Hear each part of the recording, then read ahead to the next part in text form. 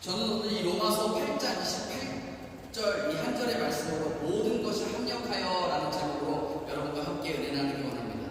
먼저 말씀 나누기에 앞서서 함께 인사 나누도록 하겠습니다. 사랑의 주님 우리 함께 하십니다. 우리에게 좋은 일이 일어납니다. 우리에게 좋은 일이 일어납니다. 사진 좀 보여주시겠어요? 여기 사진을 준비했습니다.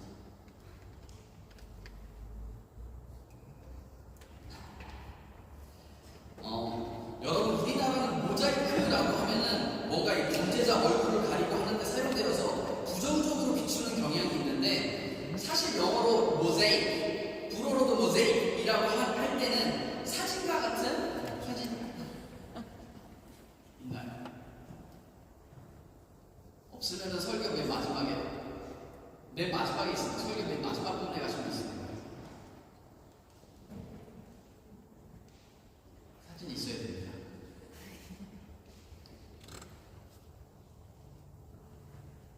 없나요? 네, 그냥 했습니다. 이 모자이크라고 하는 거는 이태리 성당이나 이런 데 가면은 많이 있는 건데 이렇게 성당 벽화나 이런 데로 많이 그려져 있는 그런 작품입니다. 그 중에서 대표적으로 유명한 거는 이탈리아의 몬레알리 대성당에 있는 황금 모자이크의 정수라는 작품이 유명합니다.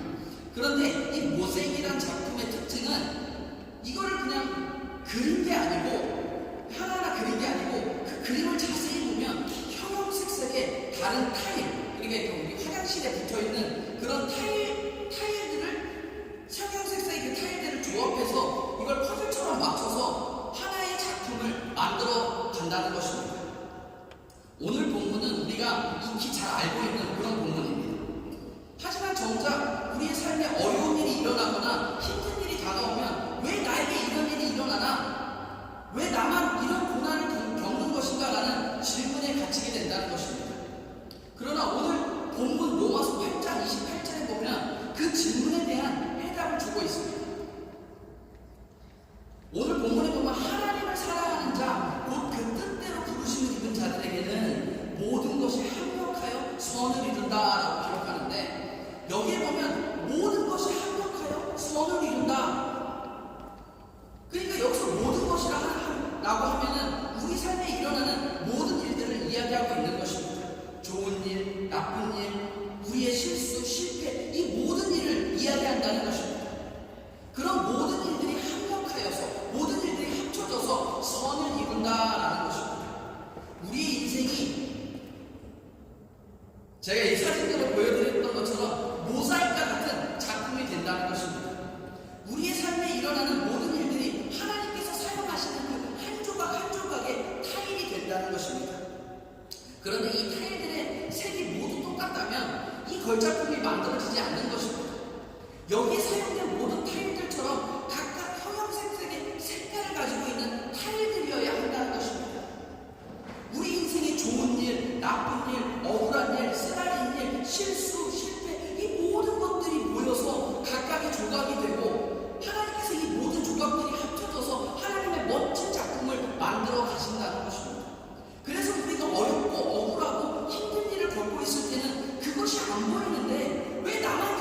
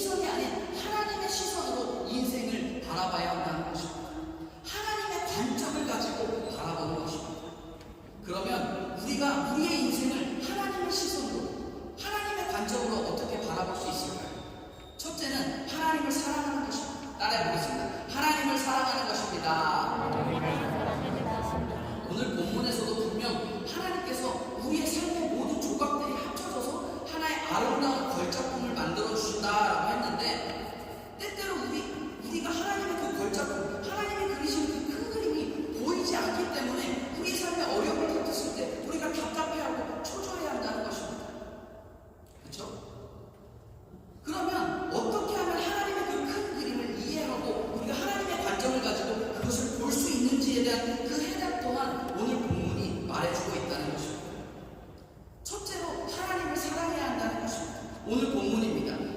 우리가 알거니와 하나님을 사랑하는 자라고 기록하고 있습니다. 하나님을 사랑하는 자, 그 뜻대로 부르심이 입은 자에게는 모든 것이 합력하여 선을 이루니라 라고 기록하는데, 우리가 알거니와 하나님을 사랑하는 자라고 기록한다는 것입니다. 여러분, 하나님을 사랑하십니까? 아멘. 아멘 소리가 좀 작은 것 같아요. 여러분, 하나님을 사랑하십니까? 아멘. 하나님을 사랑하기 때문에 우리가 하나님을 예배하는 이렇게 보이는 거 아니겠습니까? 여러분, 이 본문에 가장 합한 사람을 한 사람 뽑으라고 한다면 저는 단연코 성경에 나오는 요셉을 뽑겠습니다. 그 어린 요셉이 얼마나 굴곡이 많은 인생을 살았습니까? 형들이 그 어린 동생 요셉을 시기하여서 애굽의 노예로 팔아버립니다. 그 노예의 삶이 얼마나 산전수전 다 겪는 삶이었겠습니까? 그리고 억울하게 감옥에 갇히게 되는데, 그런 힘든 삶을 살면서 여러분, 요셉이 어떻게 견뎌낼 수 있었을까요? 어떻게 그 믿음을 지킬 수 있었을까요?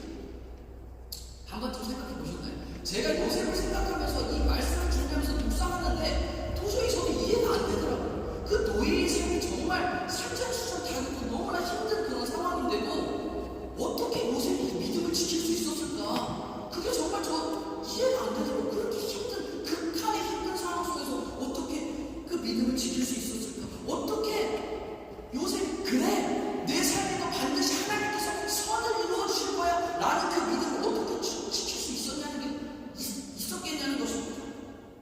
이게 제가 아무리 이성적으로 생각해도 이해가 안 되는데,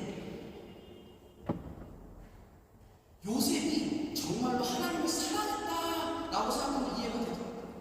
요셉은 정말로 하나님을 사랑했던 사람이었습니다. 우리가 그 사랑이라고 하면 이해가 되지 않습니까? 제가 이 사랑이라고 하면은 제가 예전에 한국에 있을 때 겨울에 운전하고 가는데 어떤 여자분이 회사 앞에서 추운데 짧은 치마를 입고 막 선물하고 꽃다발을 들고 기다리고 있는 거예요. 그래서 뭐 누구를 기다리나 했는데 제가 1시간 반 만에 돌아오는데 그 추운데 짧은 치마를 입고 눈이 오는데 그거 서 있더라고요. 그래서 제가 그렇게 생각했어요. 저건 남자친구를 기다리는 거겠지. 사랑의 힘 정말 대단하다. 이렇게 생각했습니다. 요셉도 정말로 하나님을 사랑했다는 것입니다. 요셉이 노예로 끌려가서 보디발네 집에서 열심히 일합니다. 그러니 보디발네 아내가 와서 요셉을 꼬드기죠. 같이 동침하자고 유혹합니다. 그때 요셉이 이렇게 고백했다는 것입니다. 창세기 39장 9절에 보면 이렇게 기록합니다. 이 집에는 나보다 큰 이가 없으며 주인이 아무것도 내게 금하지 아니하였어도 금한 것은 당신뿐이니 당신은 그의 아내이니라. 그런즉 내가 어찌 이 큰 악을 행하여 하나님께 죄를 지으리이까. 요셉이 뭐라고 하냐? 사실 이 집에는 나보다 큰 사람이 없다. 내가 뭐 사람 눈치 볼 필요도 없고 사람 눈치 볼 것도 없다. 그러나 뭐라고 합니까? 그럼에도 불구하고 내가 어찌 하나님을 배반하겠습니까? 라고 한다는 것입니다. 이 구절에서 벌써 요셉이 하나님을 향한 사랑이 느껴지지 않습니다. 내가 하나님을 너무 사랑하니까 내가 하나님을 배반할 수 없다. 하나님 앞에 어떻게 이 큰 악을 짓겠습니까? 라고 했다는 것입니다. 요셉은 정말로 하나님을 사랑하고 또 경외했던 그런 사람이었습니다. 그렇게 요셉은 하나님과 항상 동행했던 것입니다. 그리고 요셉이 억울하게 그 일로 인해 감옥에 가게 됩니다. 감옥에 있다가 감옥에서 오랜 세월을 보내게 되는데, 그 감옥에 있다가 일생일대에 기회가 찾아옵니다. 기회가 찾아와서 그 당시 가장 강대국이었던 애굽, 이집트의 왕이었던 바로의 꿈을 해석하게 되는데, 그때도 요셉은 이렇게 고백합니다. 창세기 41장 15절에서 16절입니다. 바로가 요셉에게 이르되 내가 한 꿈을 꾸었으나 그것을 해석하는 자가 없더니 들은즉 너는 꿈을 들으면 능히 푼다 하더라. 요셉이 바로에게 대답하여 이르되 내가 아니라 하나님께서 바로에게 편안한 대답을 하시니라. 이렇게 고백했다는 것입니다. 바로가 그냥 요셉을 불러가지고 내가 들어니까 너 참 꿈 해석 잘한다고 들었는데 내 꿈 말해주니까 내 꿈도 해석해다오 라고 말하니까 요셉이 뭐라고 합니까? 아닙니다. 제 힘과 능력이 아니라 하나님께서 하신 것입니다. 하나님께서 이번에도 바로왕의 꿈을 해석해 주실 것입니다 라고 했다는 것입니다. 그 수많은 고난과 역경을 겪고 정말 자기 인생이 일생일대에 절호의 찬스가 찾아왔는데 그 순간에 하나님께 영광을 돌렸다는 것입니다. 모든 영광을 하나님께 돌렸다는 것입니다. 이게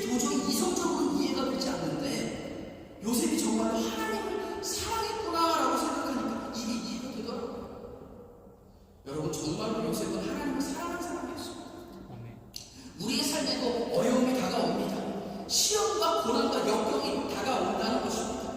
그럴 때 어떻게 해야 하냐? 하나님의 사랑을 기억해내는 것입니다.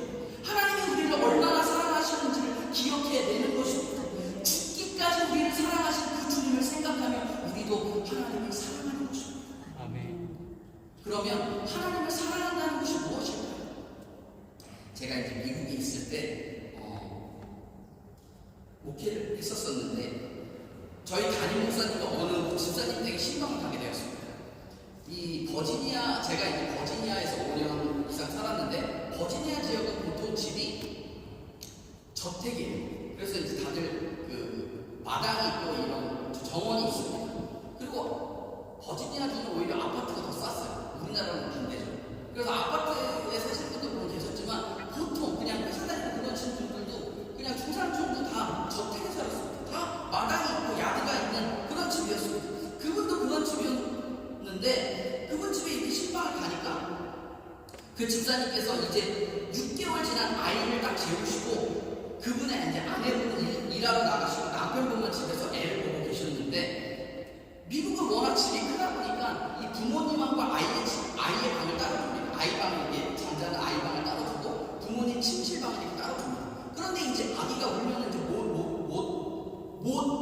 알아듣고 이제 그럴까봐 거기에 이제 미국 부모님들은 베이비 모니터라고 거기다가 이제 서베일런스 카메라, CCTV 같은 걸 달아놓죠. 근데 이제 그 베이비 모니터는 좀 특별하단 말이에요. 그래서 아기가 울 때마다 우는 걸 감지해서 이걸 부모님이 신호를 준대요. 그 방에 신호를 준다는 것입니다. 그래가지고 이걸 스마트폰으로도 보고 이제 아무 때나 볼 수 있는 건데, 근데 그 집에 이제 신방을 가가지고 야대에서 이렇게 이제 차 한잔 하면서 신방을 하고 있었습니다. 신방을 한참 하고 있는데 벼랑과 입을 확 들고 뛰어가시는 거예요. 뛰어가시는 거예요.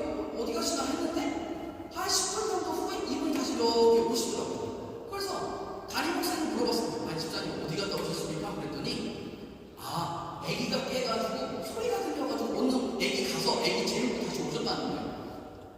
저하고 우리 담임 목사님은 무슨 어떤 전혀 아무 소리도 못 들었는데 이분은 그 대화 중에도 그 소리가 들렸다는 것입니다.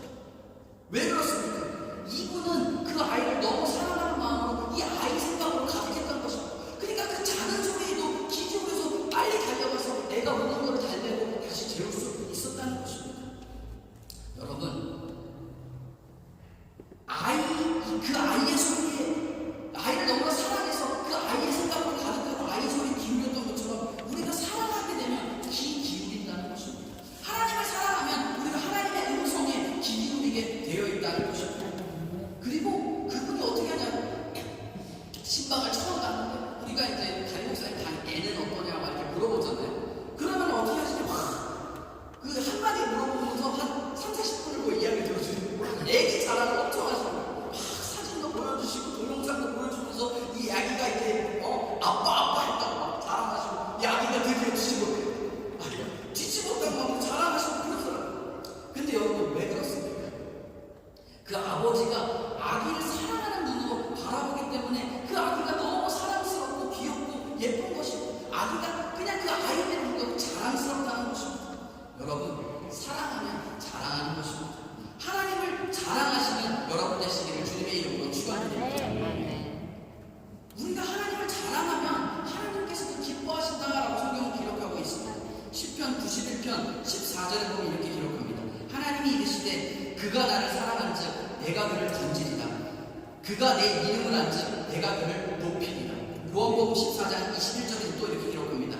내 계명을 지키는 자라야 나를 사랑하는 자니 나를 사랑하는 자는 내 아버지께 사랑을 받을 것이요 나도 그를 사랑하여 그에게 나를 나타내리라. 여기서 보세요. 그대로죠. 그가 나를 사랑한즉 내가 그를 건져주겠다. 그가 나를 자랑한즉 내가 그를 높이겠다라고 하신다는 것입니다. 그리고 내 말에 순종하는 자, 내 말씀에 귀 기울이는 자가 바로 나를 사랑하는 자다. 그리고 그 사랑을 하나님께서도 사랑하시고 그에게 나를 나타내시겠다라고 성경이 기록한다는 것입니다. 하나님을 사랑하신 저와 여러분 되시기를 주님의 이름으로 축원드립니다. 둘째로는 하나님의 뜻대로 살아가야 한다는 것입니다. 따라해보세요. 하나님의 뜻대로 살아가야 합니다. 하나님을 사랑하는 자, 곧 그 뜻대로 부르심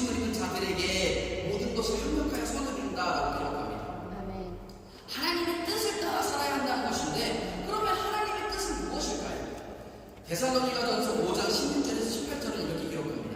항상 기뻐하라, 쉬지 말고 기도하라, 범사에 감사하라. 이것이 그리스도 예수 안에서 너희를 향하신 하나님의 뜻입니다. 라고 기록합니다. 우리가 항상 기뻐하는 것, 쉬지 않고 기도하는 것, 범사에 감사하는 것이 우리를 향한 하나님의 뜻이라는 것입니다. 범사에 감사하는 것이 무슨 뜻입니까? 감사의 조건이 있을 때만 감사하는 것이 아니라 감사할 조건이 없을 때도 감사하라는 것입니다. 쉬지 말고 기도하라는 무슨 뜻입니까? 기도하고 싶을 때가 있죠. 기도하고 싶을 때가 있고 기도하기 힘들 때가 있지만 그러한 상황 가운데도 기도해 보라는 것입니다. 항상 기뻐하라는 말도 같은 말이죠. 고난의 시간에도 힘든 시간 속에서도 기뻐해 보라는 것입니다. 어떻게 하면 우리가 이런 삶을 살 수 있을까요? 답은 간단합니다. 우리가 말씀으로 충만하고 성령으로 충만할 때 성령님께서 우리 마음 가운데 기쁨과 평안과 희락을 가져다 주시고 우리의 삶에 이런 성령의 열매들이 가득가득 맺혀지게 해 주신다는 것입니다. 그러면 이렇게 물어보시죠. 목사님, 기쁘지가 않은데 어떻게 기뻐합니까? 기쁘지가 않은데 어떻게 기뻐합니까? 기뻐할 일이 없는데 어떻게 기뻐합니까? 여러분, 그럼에도 불구하고 기뻐하겠다라고 마음을 먹는, 기뻐할 수 없죠. 기쁘지 않은데 어떻게 기뻐하냐? 그럼에도 불구하고 내가 기뻐하리라 라고 마음을 먹는 겁니다. 마음을. 입술로 나 참 기쁘다, 감사하다 라고 시인하고 고백하는 겁니다. 이렇게 고백해 낼 때 그 순간에 성령님께서 우리 마음 가운데 우리를 도와주십니다. 정말로 우리 삶 가운데 기쁨이 넘쳐나고 감사가 넘쳐나고 기도할 수 있도록 성령님께서 도와주신다는 것입니다. 우리의 힘과 능력으로 하는 게 아닙니다. 우리가 기뻐해야지라고 마음 먹을 때 성령님께서 그 마음을 보시고 그 작은 미랄 같은 믿음을 보시고 우리를 도와주신다는 것입니다. 성령님께서 우리의 삶을 회복시켜 주신다는 것입니다. 우리가 죄로 인해서 쓰러지고 넘어집니다. 매번 같은 실수를 반복하고 같은 죄를 또 짓고 한다는 것입니다. 이스라엘 백성들을 봐도 그들이 하나님 뜻대로 살겠습니다 라고 해놓고서 또 짓고 또 죄를 짓고 엇나갑니다. 그러면 이들이 또 고생하다가 주님께서 주님 살려주세요 라고 부르짖으면 하나님께서 그들을 불쌍히 여기서 다시 구원해 주시고 다시 회복시켜 주십니다. 그러다가 또 얼마 안 있어서 이들이 또 짓고 또 고생하는 그런 사이클을 반복하게 된다는 것입니다. 이것이 우리의 인생입니다. 우리가 다 죄인입니다. 그럼에도 불구하고 주님께 나아갑니다. 우리는 매번 같은 죄를 짓고 인생이 제자리인 것 같지만 그렇지 않다는 것입니다. 매번 반복되는 사이클이 아니라 주님께 나올 때마다 우리가 조금씩 나아지는 것입니다. 우리가 맨날 이렇게 이스라엘 백성들이 이렇게 맨날 똑같이 반복되는 사이클을 갖는 것 같은데 사실은 아닙니다. 반복되어서 이 땅을 한번 딱 치잖아요. 그러면은 성령님께서 하나님께서 다시 회복시켜 주시죠. 회복시켜 주시는데 그게 계속 영원히 가나요? 안 그렇죠. 이게 또 넘어집니다. 근데 넘어질 때는 이게 바닥에 치는 게 아니고 그 바로 위에 요렇게 떨어지는 겁니다. 그렇게 떨어져서 또 다시 회복되고 이게 계속 반복되어서 서클이 반복되어서 이렇게 올라가는 것입니다. 그래서 점점 우리는 예수님을 닮아가게 되어 있다는 것입니다. 우리가 다음번에 넘어져서 똑같은 죄를 짓다 할지라도 다음번에 넘어져서 쓰러진다 할지라도 그게 우리가 바닥치는 인생 그게 아닙니다. 회복되어질 때 우리가 다음번에 넘어지는 좀 더 그 위에 떨어지게 되어 있다는 것입니다. 그 사이클이 조금씩 올라가고 있습니다. 여러분, 우리의 몸에 뼈와 근육이 손상되면 그것이 시간이 지남에 따라 회복되죠. 그런데 그게 그냥 회복되는 것이 아니라고 합니다. 의학적으로 뼈가 골절되어서 회복될 때 골절된 부위가 더 강해진다는 것입니다. 그리고 근육도 한 번 손상된 근육이 다시 치유되고 회복될 때 회복되고 나서는 더 강해진다는 것입니다. 저도 이거 운동을 이것저것 전반적으로 좋아하는데 물론 제 몸을 보시면 제가 운동을 좋아하나 그런 이 드시겠지만 운동을 좋아합니다. 좋아하는데 그 중에서 이제 제일 좋아하는 운동은 사실 테니스인데 한때 저도 테니스를 많이 치다 보니까 뭔가 승부욕 때문에 막 세게 치려고 이기려고 막 세게 치고 무리를 하는 거예요. 무리를 하다 보니까 이 테니스 중국자들에게 가장 많이 온다는 증세가 뭐냐면 테니스 엘보라고 그게 뭐냐면 여기 이 뼈와 뼈를 연결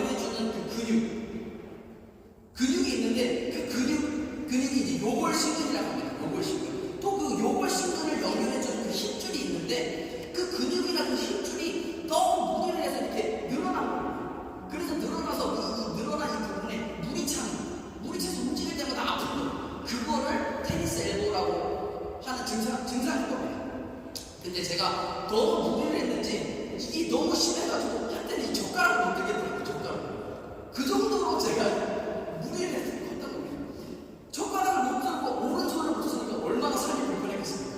오른손을 못 쓰게 되니까 너무 미련하고. 그래서 제가 막 열심히 재활치료를 했어요. 한 주는 정형외과 가고 한 주는 저기 한의원 가고 침 맞고 침도 막 2만 원 받았습니다. 진짜 2만 원. 침 맞고 한 주는 정형외과 부지런히 해가지고 3개월 만에 이게 완치가 됐습니다.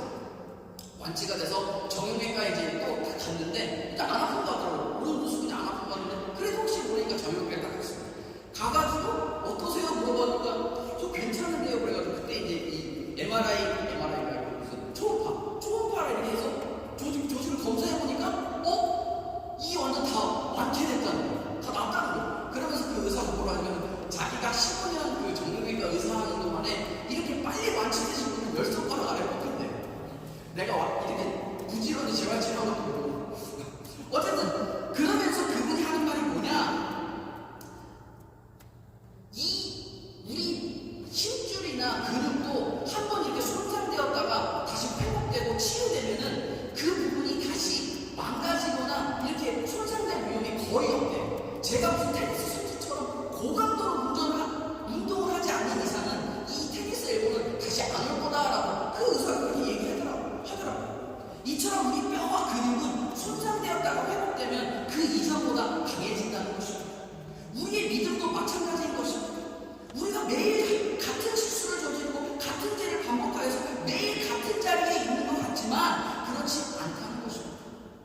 우리가 어떠한 순간에도 기뻐하겠다고, 기도하겠다고, 감사하겠다고 마음 먹고 그렇게 고백하고 선포하기만 하면 성령님께서 도와주시고 우리의 삶을 회복시켜 주시는 것입니다. 그리고 우리가 회복될 때 이전보다 더 강한 믿음의 사람으로 회복되어진다는 것입니다. 셋째로는 하나님의 뜻대로 부르심을 입어야 합니다. 따라해보겠습니다. 하나님의 뜻대로 부르심을 입어야 합니다. 우리가 하나님의 뜻대로 살아가기 위해서는 항상 기뻐하고 쉬지 않고 기도하고 범사에 감사하겠다는 마음가짐을 가지고 어떤 상황에도 그렇게 하기로 고백하고 나아갈 때 성령님께서 도와주시고 다시 우리의 삶을 회복시켜 주신다는 것인데, 그것은 이 조건은 그 부르심을 입은 자들에 한해서 보혜사 성령님의 도우심을 입을 수 있다는 것입니다. 하나님을 사랑하는 자, 곧 그 뜻대로 부르심을 입은 자들에게 모든 것이 합력하여 선을 이루어주신다라고 성경을 기록하는데, 그 뜻대로 부르심을 입은 자들이 그 누굴까요? 이는 하나님의 절대 주권적인 계획 안에 선택받은 자들, 하나님이 인간이 하나님을 도저히 알 수 없지만 특별한 사람들에게 하나님을 나타내 주시고 계시해 주신 사람들, 하나님의 은혜 가운데 구원받은 사람들을 이야기한다는 것입니다. 누굽니까? 예수님을 내 구주로 영접하고 고백한 바로 우리를 이야기한다는 것입니다. 이것이 은혜고 이것이 바로 우리의 특권인 것입니다. 오늘 본문에 부르심받은 자들이라는 단어는 클레토스라는 헬라어로 하나님의 초청을 받아 그 초청에 반응한 사람들이라는 의미를 내포합니다. 이 말은 단순히 하나님이 나를 부르셨다가 아니라 하나님이 뜻을 가지고 계획하신 대로 나를 부르셨다라는 뜻입니다.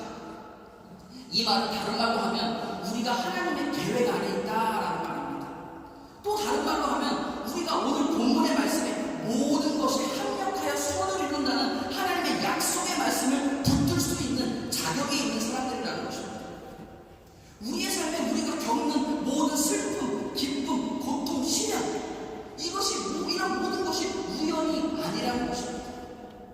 주님의 부르심을 받은 우리에게 우연? 그런 거 없습니다. 우연 그런 거 없습니다.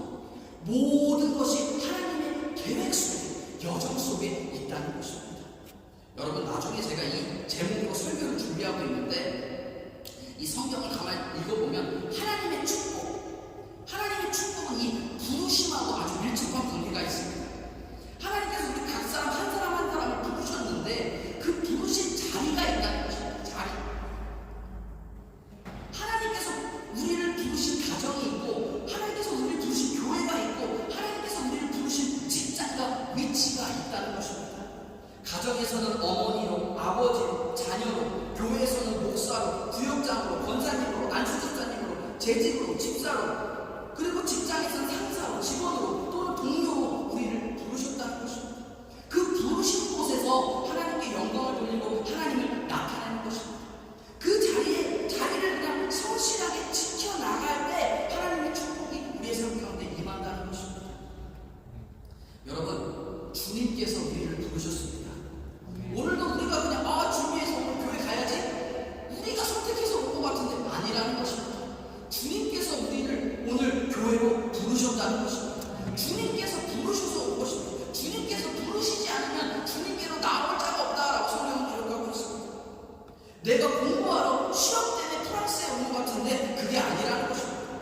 주님께서 이곳으로 우리를 부르신다는 것입니다.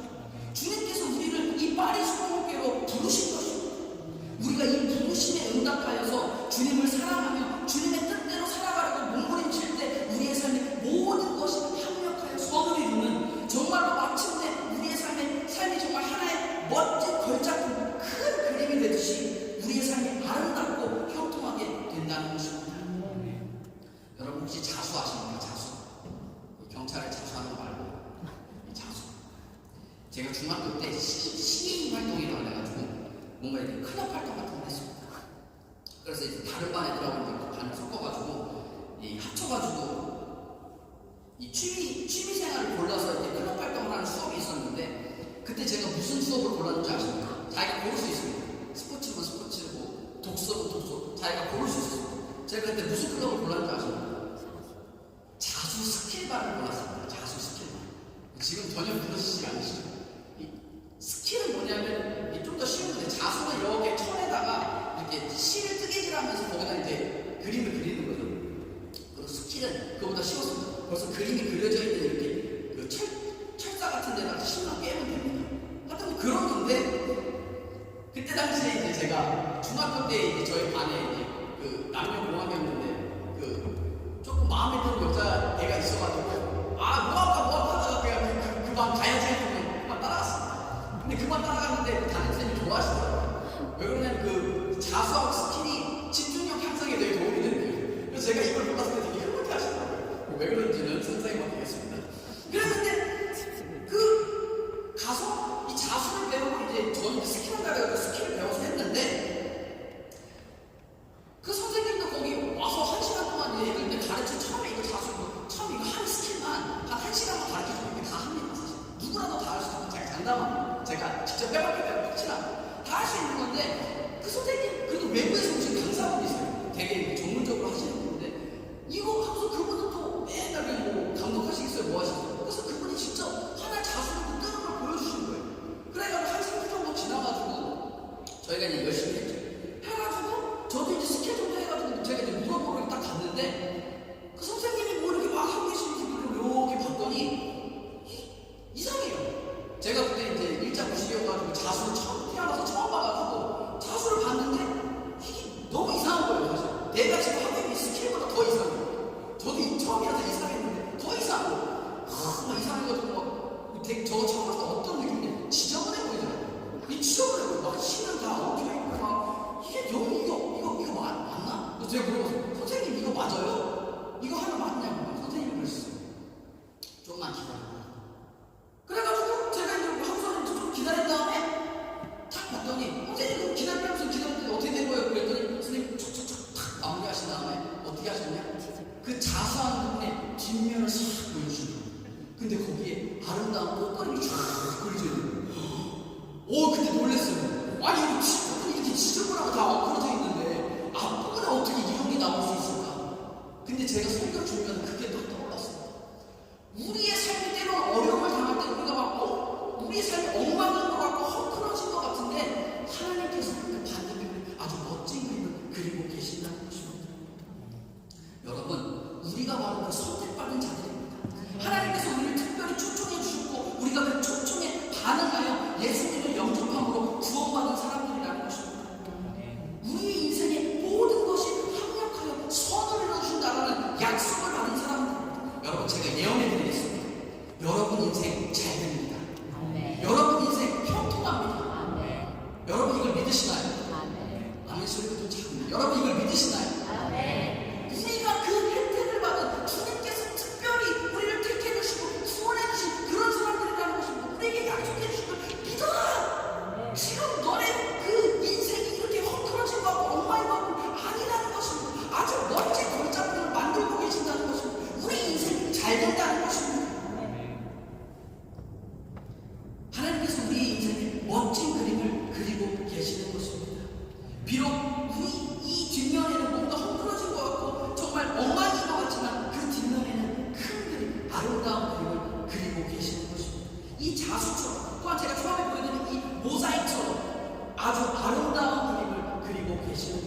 이 말씀에 의지하여서 주님을 더욱더 사랑하시고 항상 기뻐하고 기도하고 감사하는 삶 살아가시는 저와 여러분 되시기를 주님의 이름으로 축원드립니다.